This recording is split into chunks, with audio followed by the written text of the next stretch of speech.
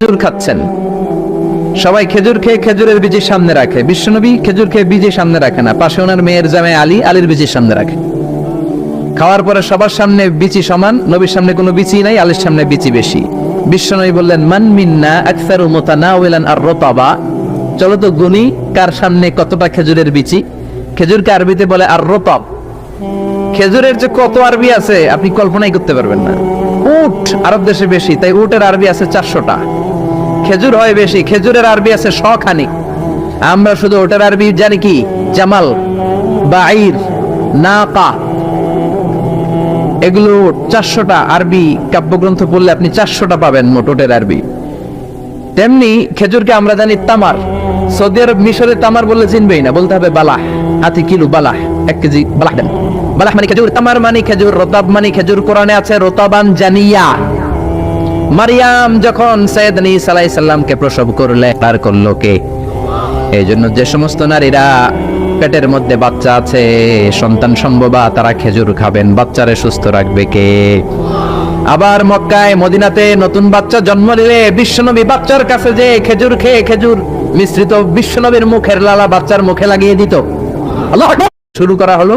সবচেয়ে বেশি দেখা গেল সাইয়েদনা আলীর সামনে। বিশ্বনবী বললেন, দেখো আল্লাহ কি খাদক জামাই আমাকে দিয়েছে। এমন খাইতে পারে, সবার সামনে বিচি কম, আলীর সামনে বিচি ডবল।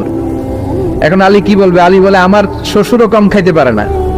দেখো সবার সামনে বিচি আছে, আর আমার শ্বশুর বিশ্বনবীর সামনে কোনো বিচিই নাই। তার মানে খেজুর খাওয়ার সময় উনি বিচি সহ মেরেন করতেন। এক কালো মহিলা বিশ্বনবীর কাছে এসেছে। বিশ্বনবী বললেন, লা ইয়াদখুলান্নাল জান্নাতা সাফরা ওয়ালা সাওদা। তুমি তো কালো নারী, কোনো কালো নারী তো জান্নাতে যাবে না। মহিলা দিলেন চিৎকার। বিপদের কথা শুনলে মহিলাদের কান্নাকাটি আছে না নাই? আড়াই ওরাতে আছে না নাই?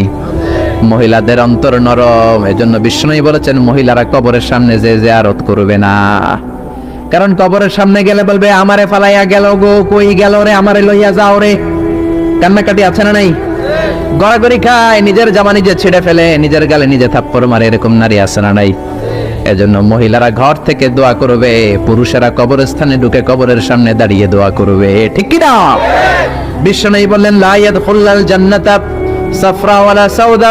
কালো নারী, মেটে রঙের নারী জান্নাতে যাবে না।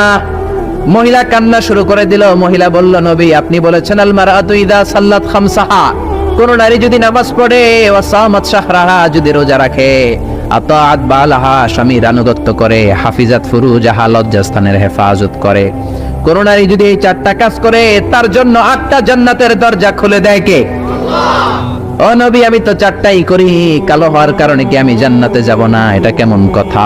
বিশ্বনবী বললেন, কেঁদো না, তুমি যখন জান্নাতে যাবা এরকম কালো থাকবা নাকি? তুমি তো পূর্ণিমার চাঁদের মতো হয়ে জান্নাতে ঢুকবা। তুমি যখন জান্নাতে ঢুকবে, তোমার ঐশ্বরিয়া রায়ের মতো সুন্দরী করে দিবে কে?